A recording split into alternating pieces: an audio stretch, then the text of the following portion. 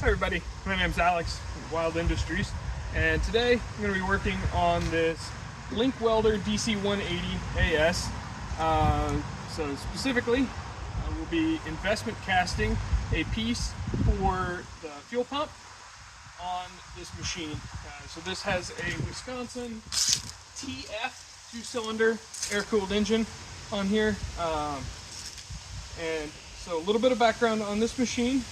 It belongs to a buddy of mine who's been traveling a lot this year and really just did not have time to investigate what was going on with it. He bought it not running and was working on it. He said it would run a little bit on ether, and then it would die out. And so got it, messed with it, confirmed the complaint, and started looking into things a little bit more. Pulled the fuel pump apart, and a piece was completely missing out of it. So I've gotten quite a bit of video throughout that rebuild, throughout the casting process. A little bit of it's probably going to be portrait mode, so I'll apologize in advance. But we'll kind of jump into all of the details of that process now. So I pulled the fuel pump off, and the other half of the fuel pump is sitting on the other side of the machine here, I think. But if you look in here, this gray plastic piece here was completely absent, just missing out of the fuel pump, and that is actually the plate for the one-way valves in there, the check valves in the fuel pump itself for the diaphragm pump. So obviously no way that's going to pump any kind of fuel at all. They really did not make this pump very simple, typical antiques here. So this thing, that plate is actually, from what I can tell, factory casting, I think, or a machined piece of some sort. And so what I did was I 3D printed that one, and then I 3D printed this part here. So this is a resin print in a plastic that's made for investment casting. So this is kind of a waxy material that will actually burn out.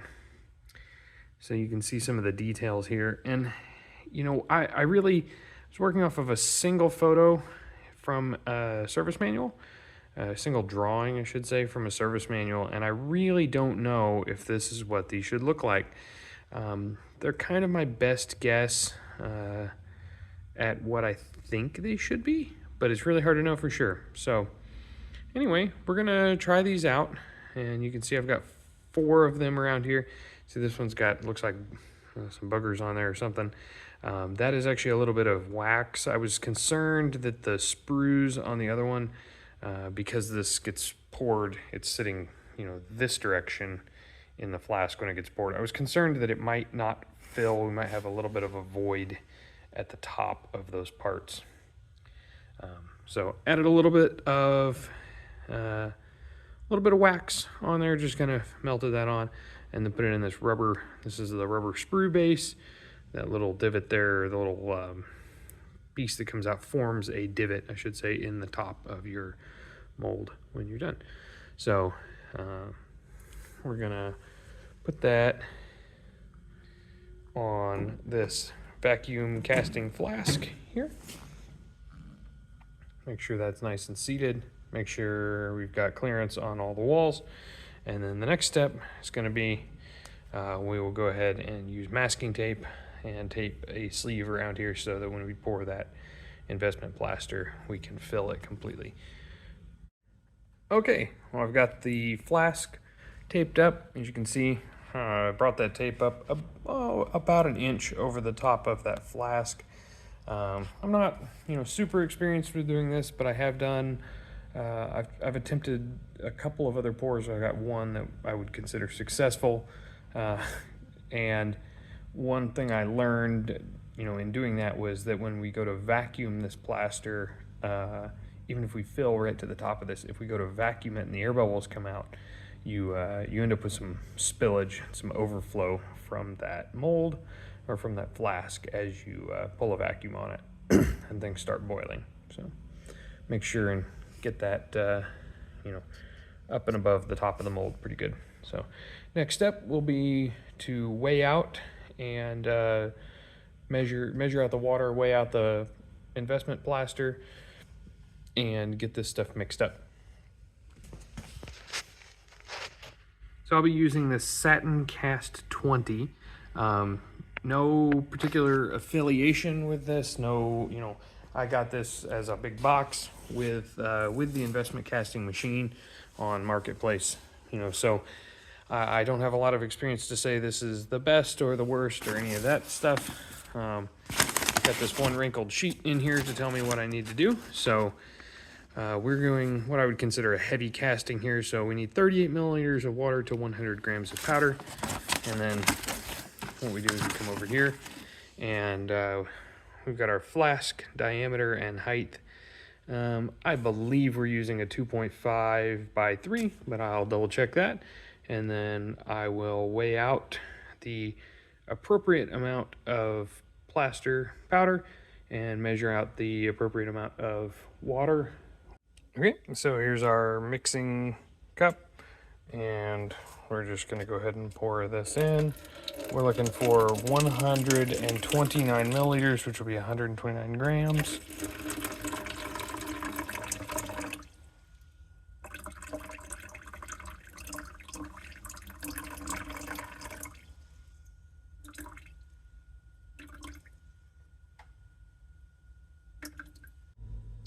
Okay, so we've got a bucket of powder here, and then we're just reviewing these instructions, making sure we've got everything. So looking at this conventional mixing work time. So the first 3 minutes, we add the powder to the water and we mix, and then we vacuum it for 3 minutes. And if we look over on the front here, it actually says vacuum 20 seconds after boil, and then we pour that into the flask. We vacuum the flask for I believe that is, yep, up to 90 seconds. And then we just turn the vacuum off, and we're gonna let the flask sit for, it says for 2 hours. We really just need it, I mean, at least 2 hours. It'll probably be overnight, and then we'll start our burnout cycle. And we are on a 2.5 inch diameter mold, so that'll be that 5-hour burnout cycle. So, we already have our 129 milliliters of water in here, and that is for a 2.5 by 3. So we need 12 ounces of powder. So what we'll do is we'll just go ahead and tear this scale back to 0, and that's kilograms and ounces. Okay, so we're headed for 12 ounces of powder.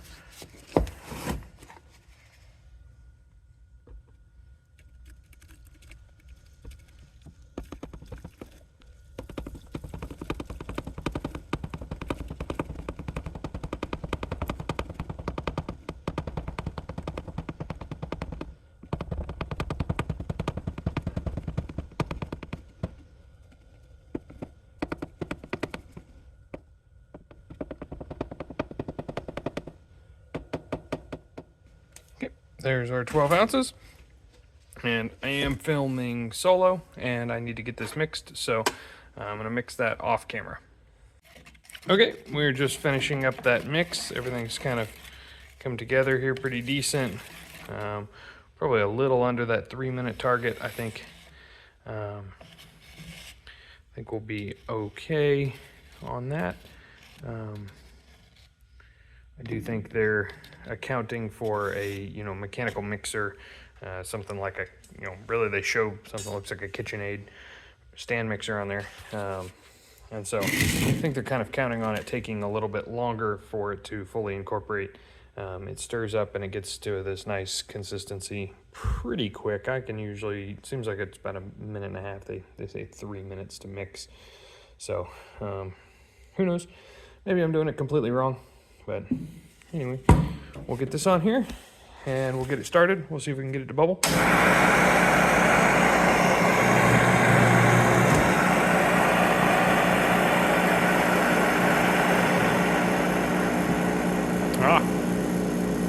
So my mistake there. these labels are incorrect. I had to change this valve. I actually had to completely redo this entire machine. All the plumbing on it is different. This vacuum chamber over here is different. Speaking of, we'll get that probably get some of that gravel. Oh no, the gravel works okay. Sorry, we had some perlite in there that did not work very well. It would get sucked through. So, okay, here we go. Here's our boil. So we need about 20 seconds after that boil.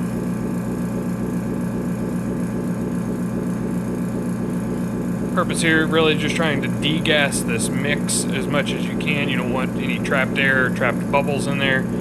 So we're really just trying to get that to as smooth and consistent, as smooth of a consistency as possible.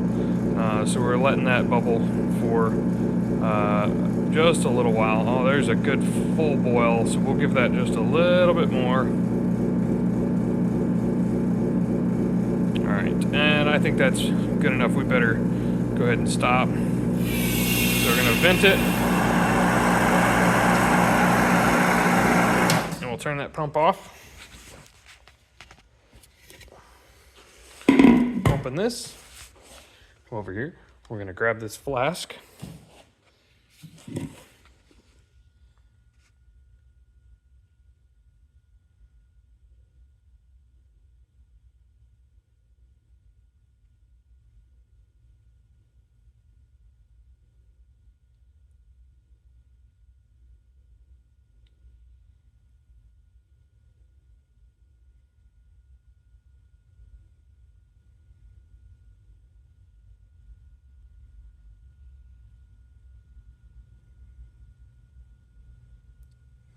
And I'm gonna have to cut here and use both hands so I can scrape this out. Okay, probably would have helped to have like a rubber scraper or something like that for that rather than just a metal stick. But I got it, well over my pattern tree in there. It's if I had a taller pattern tree, I might be concerned that I didn't get this quite full. But it's within about a 1/4 inch of the end of the mold, and my pattern's way down in there, so that should be fine. Turn this on. Go ahead and pull this again. Remember, we're only doing about 90 seconds this time around.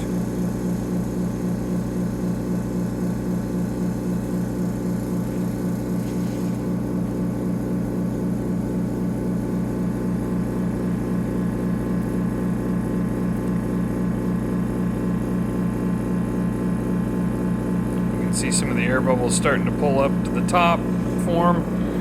So really we're just trying to make sure we get really good, get that in around the pattern really well, fill in all those little crevices. We don't have any kind of air bubbles, anything like that in there. So there you can see when I was talking about why we've got to have that tape up and over to keep things from boiling out.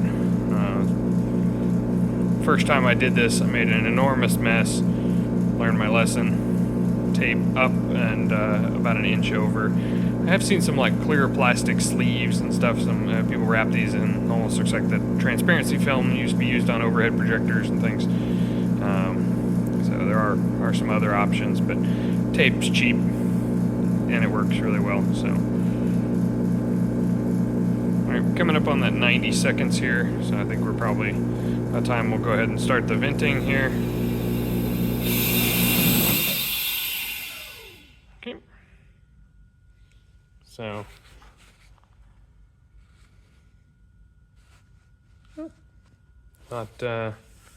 not the prettiest, but I think we got a pretty good fill on things, and so we'll let that cure. So I think it said for at least 2 hours, but it's getting fairly late tonight, so I'm gonna just go ahead and call it a night. I'll just leave this stuff just the way it is, and then we'll later this week at some point we'll put it through the heat treat. We'll use the heat treat oven as a burnout oven, and we'll burn that pattern out of there, and then we'll cast some aluminum. All right, so today we're gonna do the 5-hour burnout cycle on the mold. Get that that wax pattern burnt out of the mold, and then the final step as it comes out of the oven is we go ahead and throw it on that investment casting machine, get a vacuum pulled on it, and pour our molten aluminum in there and get that part cast. So this is my heat treat oven. It's actually a gas covered oven. You can run a covered gas in here if you want to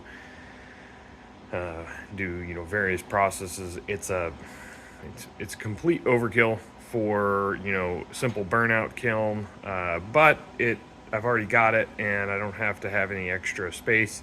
It has this programmable process controller in here. This is a Shamaden FP93 controller.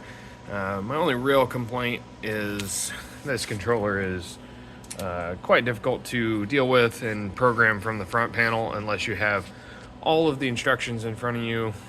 I never really have much luck with it. So what I've done is use this USB to RS432, 430. I think it's actually RS485. Sorry, misspoke. USB to RS485, and then I can program it with the Shamaden Lite software. So I'm using a different laptop today than I have used in the past. I've got this Toughbook here that I went ahead last night and installed the software on. So we will see,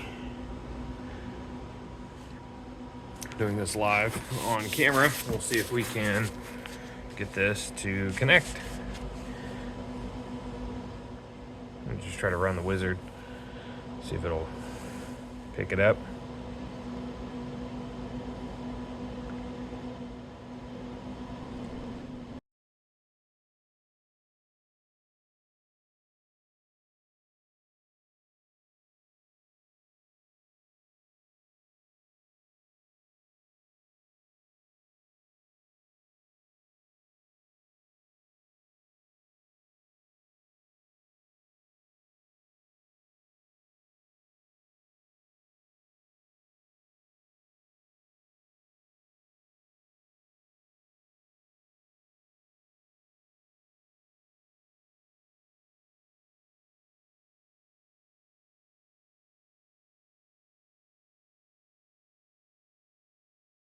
Okay, so wildly unsuccessful trying to configure this with the Shamaden Lite software.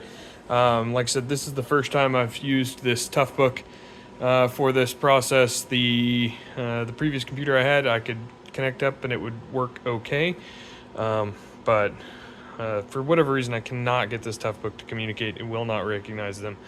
I don't know if it's a Windows 11 problem. I don't know if it's a COM port assignment problem, or what's going on.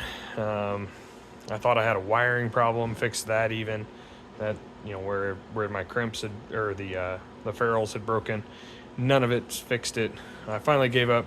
I just worked my way through the front panel controls and I got it configured more or less in line with these instructions for the 5-hour burnout cycle, with a final casting temperature of 500 degrees C, which is probably a little on the hot side for doing aluminum, but I do know it's going to take me a little bit of time to get this mold out of the furnace and into the casting machine and get that pour started. So I expect that mold temp to drop just a little bit while I'm running. So anyway, we're going to go ahead and load this mold in. You can see where the little tip of the sprue came out there. That's like I guess the tree there, that investment. For investment casting, that's my wax, or really it's a 3D printed waxy type resin that'll burn out of there. So this is what I did the last time. It worked out fairly well. I just took a small piece of metal, stuck it between 2 fire bricks, and then I just try to center that up in there so that it looked pretty centered to me. For some reason the camera doesn't show very centered, but anyway, try to get it centered so that any of that wax drips out onto the metal and will burn away. So that's done. We've got our block. You can see some of the black here. That's from last time I ran. I did some case hardening in here, and man, it just absolutely got this furnace filthy. This thing was really clean before then, but at the end of the day, it's a furnace. That's kind of what they're for. So we're not doing anything crazy. We're not putting pressure in here. Just gonna lock that one. That's ready to go. And up here, we've got this little chiller. This is just circulating water. It's actually got propylene glycol RV marine antifreeze in there. So we'll get that circulating. Make sure it's gonna yell at us for a second. That's just a lack of flow alarm. So if I pinch this off, see, it'll yell at me. That's mostly just to keep this door gasket cool. Honestly, at the temperatures we're running right now, may not even need it, but it's pretty cheap insurance versus having to replace the door gasket or anything of that nature. And it just makes the furnace a little nicer to work with. So, okay, we've already got our switch on. That's what we get on here. Make sure that's engaged. I already turned that on just to test things. That engages the main run contactors.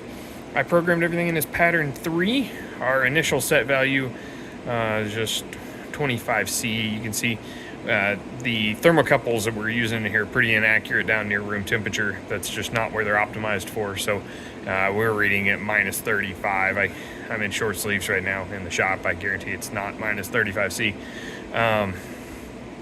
But once we get up closer to the high temps, things get a little more accurate. So everything should be ready. We just press and hold this button. Okay, and that shows that it's out and it's ramping. And if we give it just a second here, we should see our current will start to come up here in just a little bit. It takes a few seconds because of the PID settings.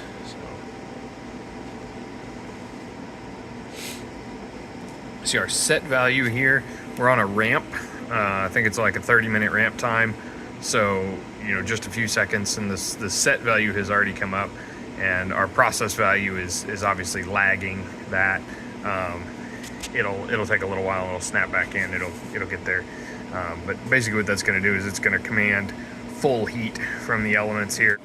All right, as I mentioned, once we kind of catch up eventually there, things start snapping in. So you can see the process value, 85, 86, something like that. The set value down here, the green 85.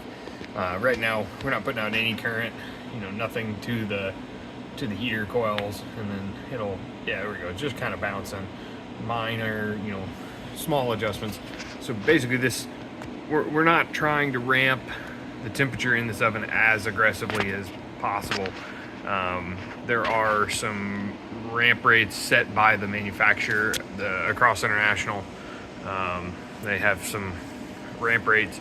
I don't remember what they are off the top of my head, but basically they're, the idea is just to keep from damaging the insulation. You don't want to ramp the furnace temperature super fast. So the elements are overpowered really for how fast we can ramp it. So that's why we see really high currents on startup, and then things start throttling down, and we just track that, basically a ramp and hold kind of controller here. So it's, there we go. We got 100 amps through the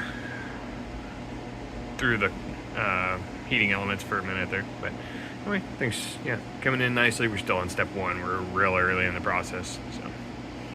Okay, next project, while the mold is in the oven burning out, that is basically, we've got this plate right here. This aluminum plate fits on top of the casting machine over there. And we're gonna have to take this, cut a lip in it, matching this one. This is the first plate that I made for that casting machine. And it's just got a small hole to use this style of casting flask. So it sits on the top side against a gasket. You've got this full, and it pulls vacuum through. The perforated style flask that we have is actually gonna have to slip down through a larger hole in the middle of this. So these are interchangeable plates. And whenever I got these, I actually ordered these through Send Cut Send, and they could get me 1/2 inch or So I think this is 3/8 inch aluminum. Circles with a hole in the middle, cheaper than I could buy the plate just to make them myself. So that was pretty neat. Pre-made blanks, and then I just have to finish them. So that'll be the next job, is turning that little gasket surface on here and boring that center hole out large enough that the perforated flask will slip down and sit with the flange against a gasket on here, so we can pull vacuum on it and get our casting done.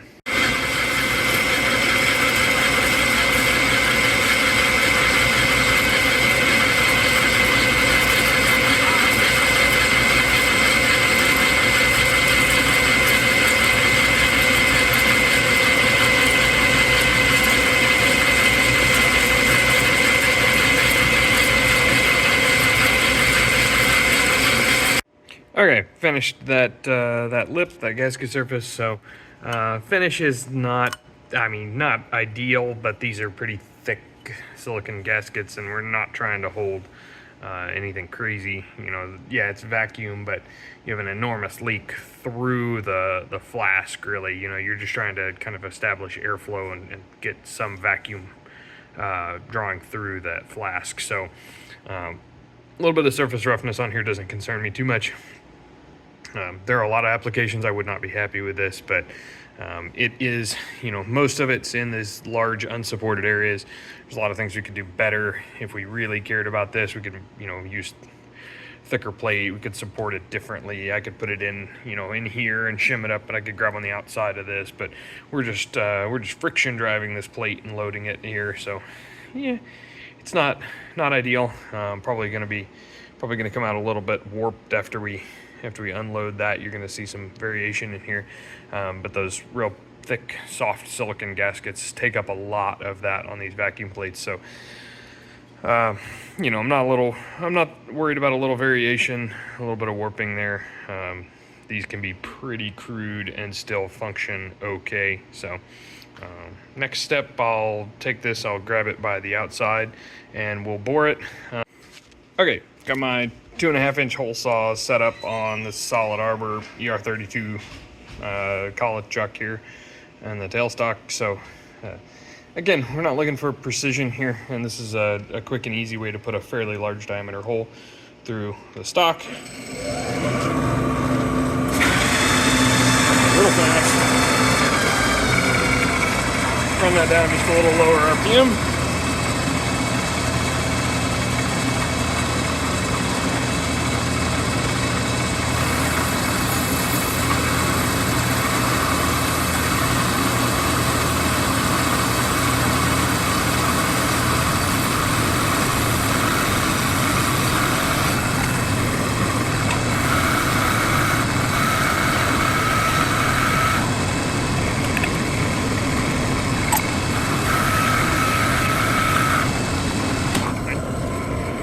Grab my air nozzle. I don't have air set up over to the lathe like you should just have a permanent air nozzle here. Go grab some air so I can blow those chips off. There's a neat trick. If you drill a small hole right around this perimeter of where you're trying to go, it'll actually help to eject those chips. I've done it a few times. It does work really well. I just kind of forget to do it most of the time.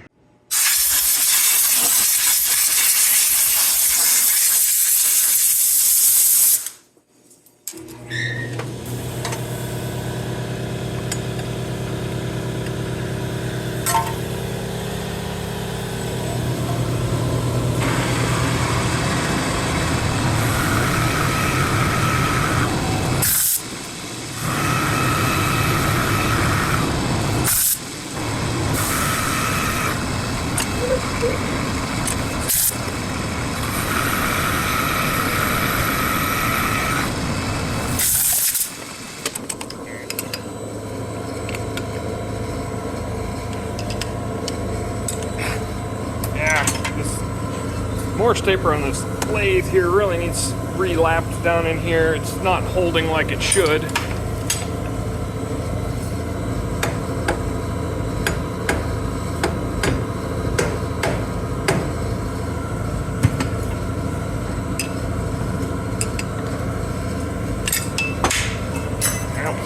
gonna have to have 2 hands for this. Okay, finally got that reseated in there. Yeah, so what needs to happen, this bore, this Morse taper in this tailstock is starting to get pretty worn out and not holding very well. So finally got a piece of aluminum down in there and hammered that down with my lead hammer and got it to hold decent. Finally got this ER32 tightened up. So hopefully that'll stop most of the slippage. I did see it tighten on here pretty good while we were taking a big bite. So that'll be real fun to get off later. We'll get the strap wrench on it and hopefully it'll come off there okay. But anyway, we'll just finish out this cut now and go from there.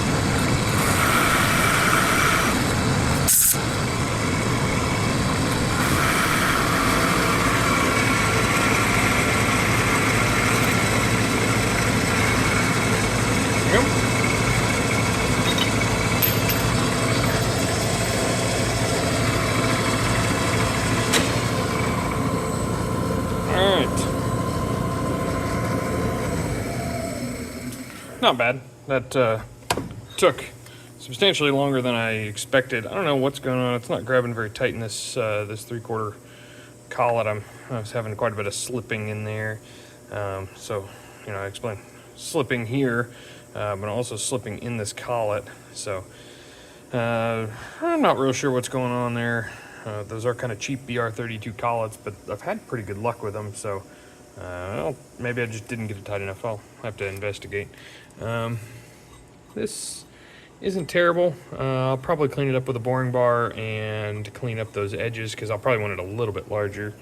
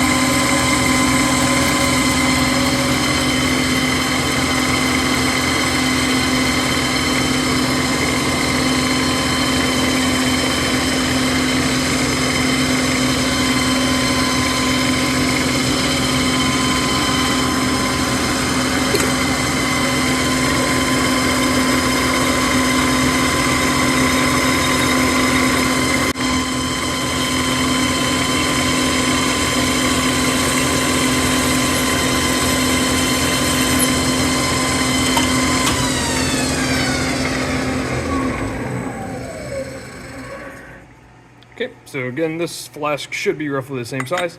You see, got, you know, good bit of clearance in there. This is intentionally loose. So this is about 2 5/8 diameter, roughly, on this hole. Got it deburred nicely. Now we just need a ring gasket to go around here. We've already got one for this side because it's the same as our full plate for this one that we made previously.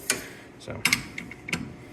All right, this is done. We're gonna leave the edges just rough laser cut. There's no reason to finish those up. A little bit of scuff mark. You can see where it actually slid when we were kind of doing the friction drive on there. So not ideal. And you know, we could do some surface treatment. We could do whatever to these, but it doesn't matter for what they're gonna be used for. They're gonna get hot metal spilled on them. Just like that. And then, like I said, the other one, I don't have one to demonstrate, but that perforated flask has a flange and it will just slide down like that and sit on the flange, and then vacuum actually pulls through all the holes and everything on the side. Then this is the vacuum chamber. I've got a little bit of pea gravel in there. Reason being, I just want somewhere, if the bottom of the casting flask blows out, I want something to capture most of that molten metal. And just be careful. So our vacuum port is over here. On the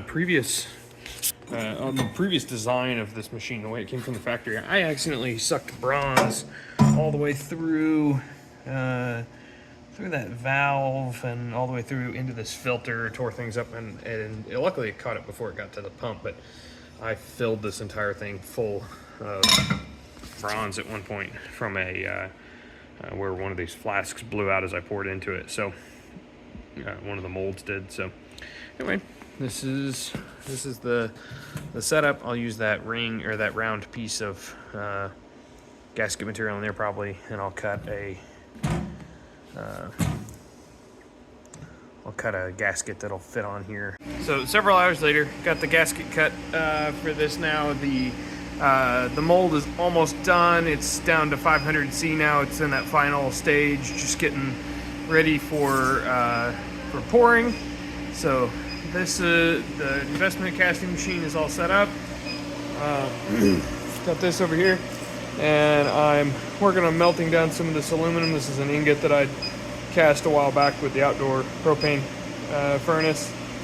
I've got a little bit of this aluminum cover and drossing flux here, so I threw in a little less than what this is, 2 pounds is the smallest dose they have, and it's a half teaspoon, so I tried to go a little less than that, because I think we're probably melting a little less than a pound here total today. Anyway, just gonna try to do this with the induction heater. Shouldn't have any trouble melting this small quantity like this, and we'll get everything ready. This should be just about up to temperature now. I warmed up a little bit of a small bar mold for the excess. The mold in the furnace should be basically ready. I'm just going to turn that on, let it run auto. We'll come back, we'll throw a little bit more drossing flux in, stir it, scrape it, and pour it. So I'm going to go grab that mold out of the oven. Okay, ready? I'm going to drop that in. Go over here. Put just a little bit more flux.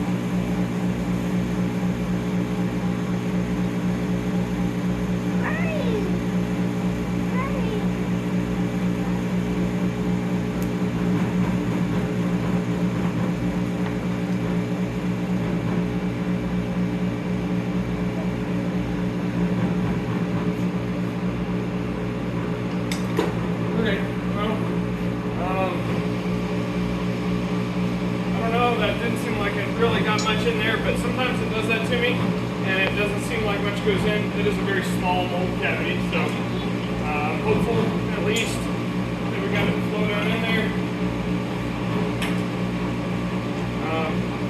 A little bit that spilled looks pretty good. Hard to say,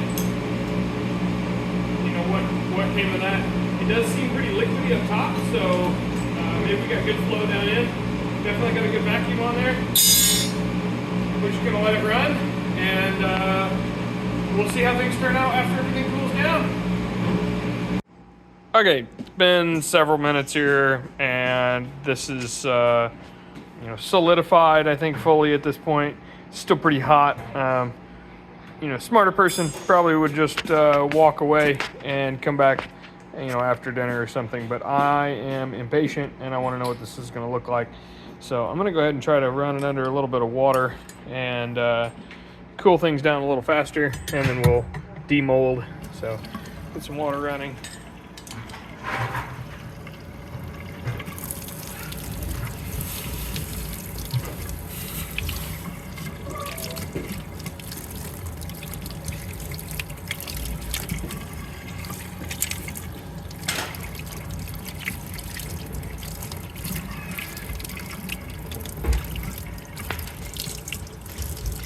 Alright, probably as much as I'm really going to get out of this. We'll take it over and we'll start knock things loose a little bit. I have not really perfected the demolding on this stuff. It kind of just seems like you just beat them around until they come apart. I don't know, I've not seemed to find a good way. It's still pretty warm. It's not quite hot enough to burn, but it's not comfortable, so let's go.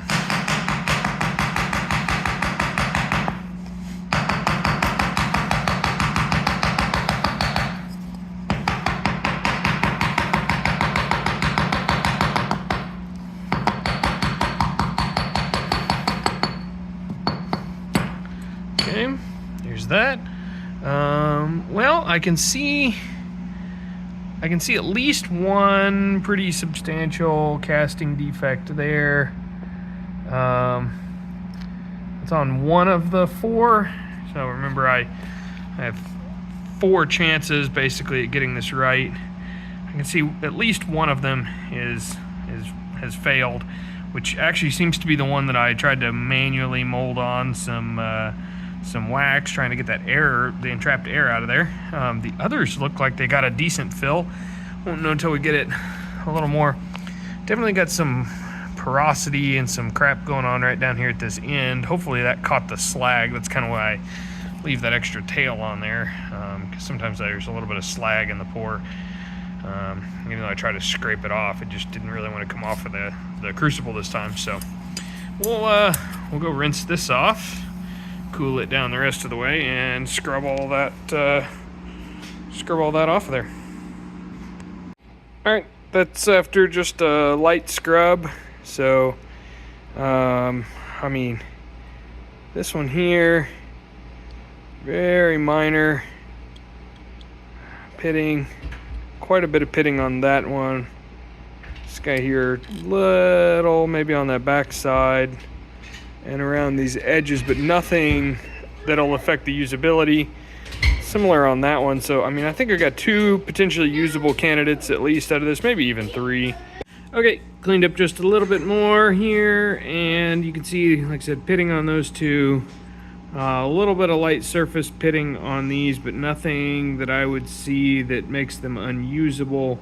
Not the prettiest castings in the world, but actually not too bad. So I'm going to cut those 2 loose and clean up the little bit of sprue that'll be left over after cutting them loose, and we'll see if we can get one of them test fit to the fuel pump. Okay, I got those cut loose, and then just hit this edge real quick on the belt sander on both of them, and honestly, they are what I would consider completely cleaned up for this purpose, and we'll test fit them into the fuel pump and see if they work, or if these kind of, I think these are probably originally brass seats. I just modeled them in the aluminum, and hopefully they work as is. Otherwise, I could machine in some brass seats, but that feels like overkill. Okay, hard to do this one-handed, but there's the 3D printed one. Here is the fuel pump and the original, or the new aluminum piece. So yeah, it's tough to do one-handed. Something's not quite right. I'm gonna have to do this off camera, but you get the idea. We'll drop that in there and put a screw in. We'll give it a try. Okay, what I ended up having to do was actually use the disc sander and clean up those edges just a tiny bit. So I'd scaled this up, I think 104% or something like that to compensate for shrinkage. Evidently I overshot just a little bit for this particular alloy of aluminum, or my original 3D printed prototype wasn't perfect, even though they were based on the same model. So anyway, just, had to clean up the ends so that it fit nice and tight, but it is in there. And I think this fuel pump is pretty much done. We'll get the fuel bowl back on and everything else, and we'll give it a try. Maybe it'll actually pump some fuel now. So hopefully that's kind of a wrap on this. Back on the bench here, I've got the fuel pump disassembled again. I actually didn't get it completely reassembled, but I did get the new part in. Overall, really happy with this. Try to get you guys in here where you can see. One problem that we've got is right here on this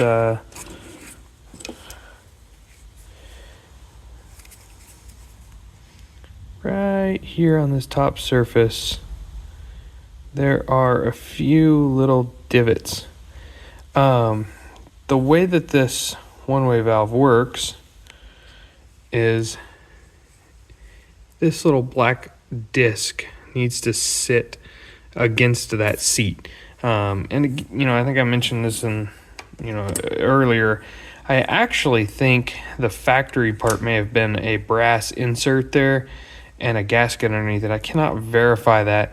I don't really see any reason it shouldn't, that we can't make it aluminum and make it all one piece. Making it out of 3 separate pieces, a gasket, a brass seat, and an aluminum part seems maybe overly complicated for what this part really does. Either way, that little burr, those 2 little burrs on there are causing some issues. So what we're going to do is we're going to just try to polish that out. So I've got this 240 grit emery paper. This is another project that I'm working on right now. This is a V block that I've stepped V block that I've ground out for my just for my mag drill. You can see here there's some of the chain clamp parts for that. Maybe that'll be its own video, or maybe I'll just have some posts once I get that finished up. But it happens to work out really well to hold this fuel pump upside down and gives me a nice flat surface to sand on. Anyway, I'm going to need both hands to be able to get this part, set up here nice and flat and work that back and forth. But we're just going to real lightly touch that off and get that cleaned up, and then we'll reassemble it and make sure that the one-way valve on this, let me think about this. I think this would be the outlet. Yeah, make sure that outlet side one-way valve is still working correctly, or is now working correctly, because right now it's got a bit more of a leak than I think it should have. So what I did there, I used the front side, got it knocked down, got those burrs knocked down. Then I actually used the back side here of that cloth to burnish and polish that seat just a little bit more. So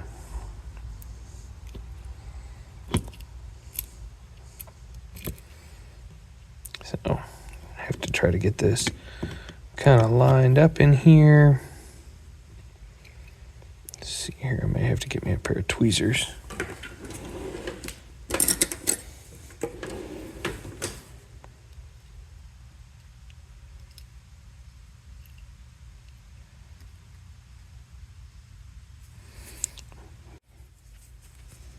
So, reassembling here, this part's a little tricky. I'm trying to get that to, okay.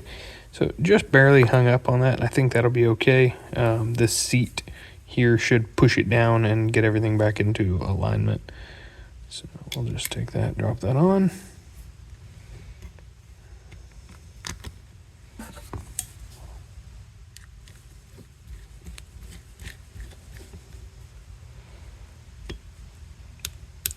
Put a screw in there.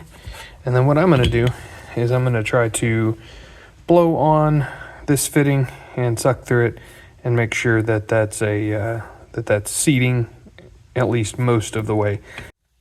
Super scientific test now. As I mentioned, get that all reinstalled.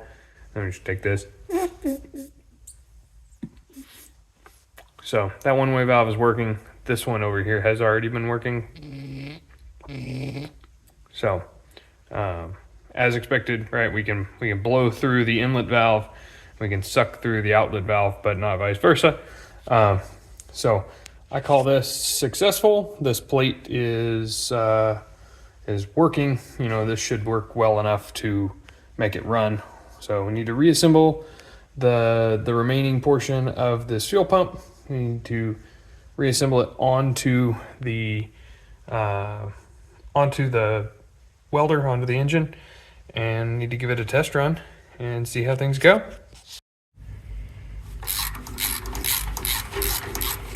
Tucked back here in behind the machine. Right now we're kind of sitting in a little bit of a back corner in the shop here. So get this fuel pump mounted. These fuel lines on here. These are pretty rough as well. You can see this U-bend here, all new. The line over the tank actually wasn't too bad shape, and so that we reused, just cleaned it out. It was kind of crusty. A little bit of a leak right here. We have to take these back apart. This red over there may actually be leaking this stuff in there, but we'll just give this a try and we'll see. And if we have trouble with it, we'll fix it. Okay, so everything is going a little dark back here. See if that's on the lens or if that's just all we get in the back corner of the shop. It would appear that that's just all we're gonna get in this back corner here. So run this fuel pump a little bit. Hope I still have fuel in the fuel tank. I believe I do, but make sure. I guess it helped make sure that's open. I think it was already. That's super promising. We had obviously we pulled before. So I don't know now. Looks like the air leak between them. The problem is just there's too much fuel in here. But super promising. These old diesel shots, something maybe this is somewhat typical for not being a ready bid system. I guess I'll a while just to sit around and check the fuel level. So now we got inspired down there. The tube is certainly down in there. Can blow in the tank a little bit, so I did before I tried this. Such luck this time around. All right, so I blew on the tank a little bit, put some pressure in there, and was able to get some fuel, up to the filter. It certainly looks more promising than it did before, but I mean, that looks like we're getting a bunch of air. Every time I try to pump that, it seems like it's getting air. So I don't know, maybe we've still got air leaks.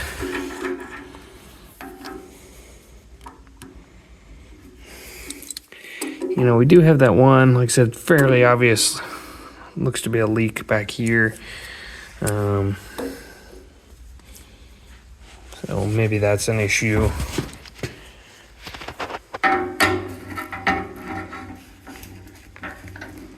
Pretty snug on those. Wouldn't anticipate any issues there.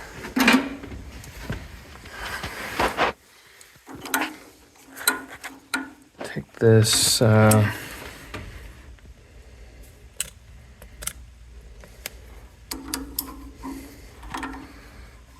take this bowl plug at least loose.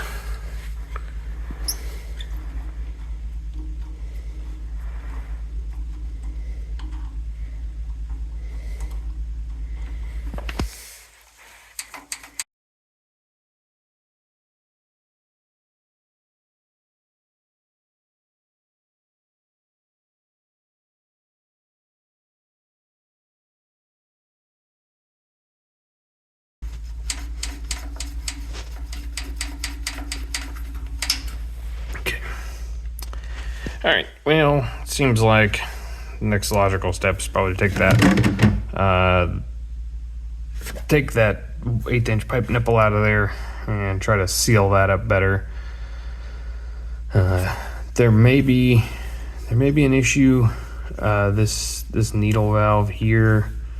Let me see. Let me run that back out. It does tighten up a little bit when you get it a little further out.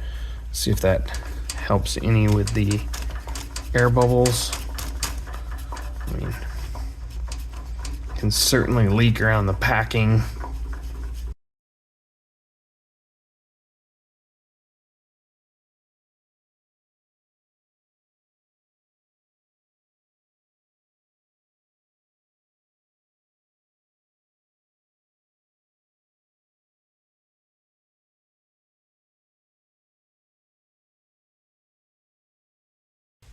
finally got the fuel pump to pump at least a little bit.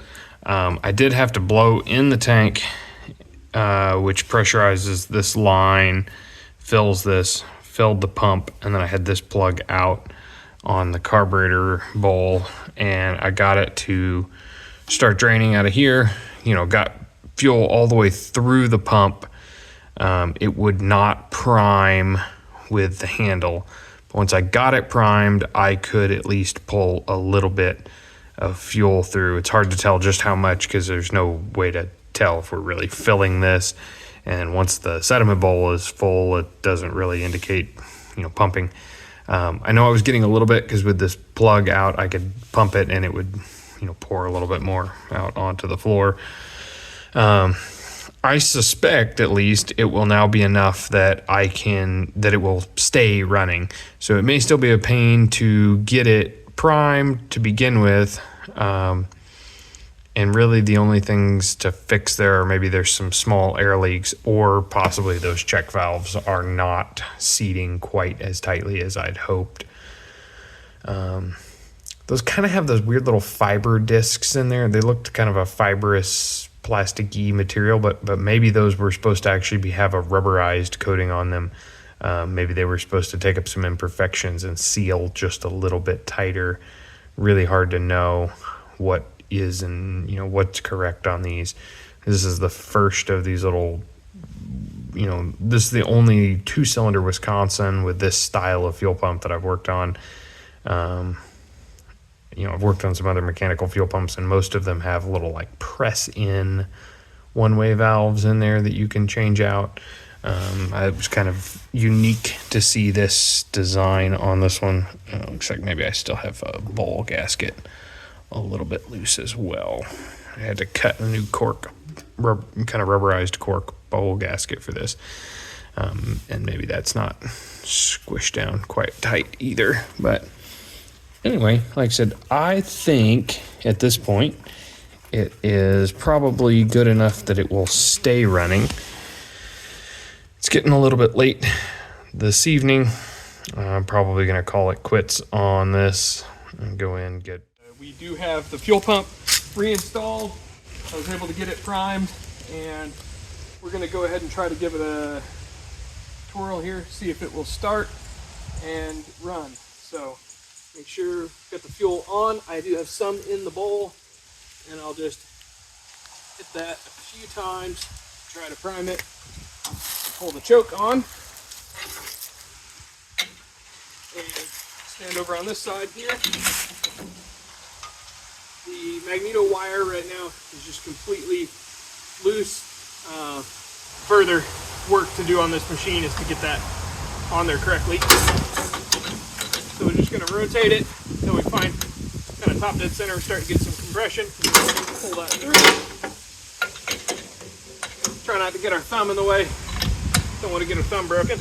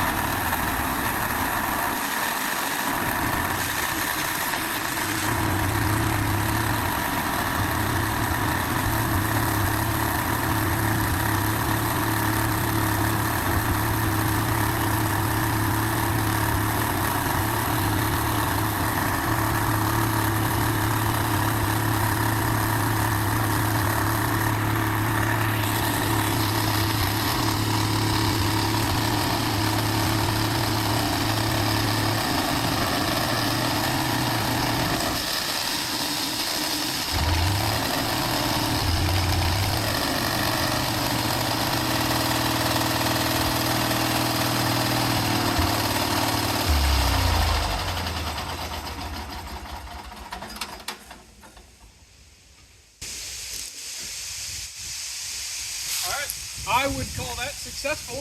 I could definitely see some fuel flowing in from the tank into the sediment ball. So once we finally got it to start, it was able to pull fuel all the way up and keep that fuel going into the float bowl on the carb. Still very challenging to get this machine to prime. Getting fuel up through the fuel pump initially and everything else. Basically, you have to just blow in pressurize the fuel tank and get it to feed through. So I don't know how much of that is those little check valves leaking in there.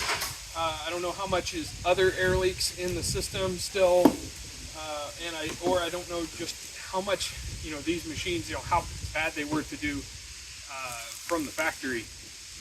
The tank is fairly empty right now. If it was fuller, there would be a lot less suction on there.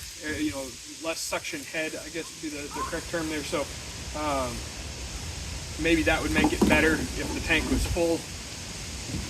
Either way, once it's running, it will stay running. It is definitely pumping fuel. So I'm going to call that a win on this. There's still quite a bit of work to do on this machine, but the fuel pump, I would say, is done. Well, that's a wrap on this project. If you like the content, though, don't forget to like and subscribe. Helps out the channel, helps out me. And thanks for watching.